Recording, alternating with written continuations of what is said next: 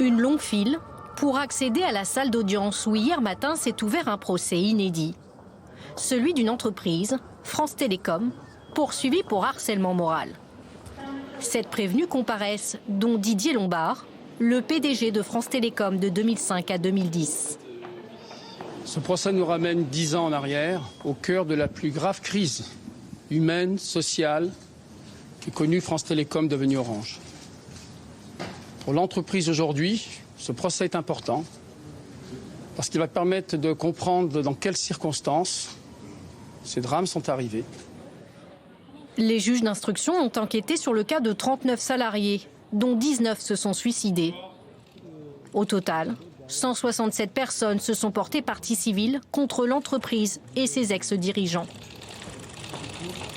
Nous avons soutenu que ce procès ne concernait pas seulement les 39 personnes qui s'étaient suicidées ou qui avaient fait des tentatives de suicide, que c'était en fait la partie immergée de l'iceberg et qu'il y avait toute une politique, la même d'ailleurs, qui avait impacté l'ensemble du personnel de France Télécom. Il faut qu'ils reconnaissent le caractère prémédité, le caractère méthodique de ce qu'ils ont fait, le caractère général et massif de ce qu'ils ont fait.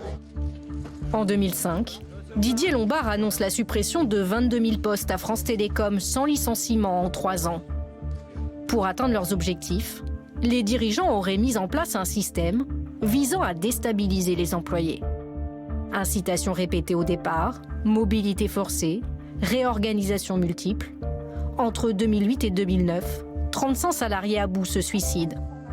Plusieurs d'entre eux laissent des lettres qui incriminent directement leurs dirigeants. On va prendre la photo. Alors, je vais commenter. Jean est l'une des parties civiles de ce procès. Lui et son frère Robert étaient employés à France Télécom à l'époque de la restructuration de l'entreprise. Robert, la dernière photo où il était plus le même. Début 2008, le frère de Jean est poussé à changer de métier par sa direction. Il ne le supporte pas et se donne la mort quelques mois plus tard. Lettre pour mon frère Jean. Jean, tu sais que j'ai beaucoup essayé de redevenir comme avant, mais ça ne va pas. Et je faiblis de plus en plus. Pardonne-moi ce geste, mais je ne peux plus faire autrement. Monsieur Lombard, Vénès et Barbero, ils me l'ont tué. Ils me l'ont tué. Je veux dire, quelque part, c'était, comment dire, tu pars d'une manière ou d'une autre, tu dégages. En 2013, France Télécom devient Orange. Un nouveau départ pour les salariés qui préfèrent laisser cette affaire derrière eux. Depuis l'arrivée de la nouvelle direction, la situation a évolué. De nombreux accords ont été signés avec les syndicats. Ces papiers sont quelques-uns des accords qui ont permis la sortie de crise. Un accord sur l'organisation du travail, qui cadrait à la fois les objectifs, la charge de travail qui était donnée aux salariés. On a eu bien évidemment un accord sur l'évaluation des risques psychosociaux au travail. Ces accords ont été signés avec Stéphane Richard, le nouveau PDG d'Orange, nommé en 2011.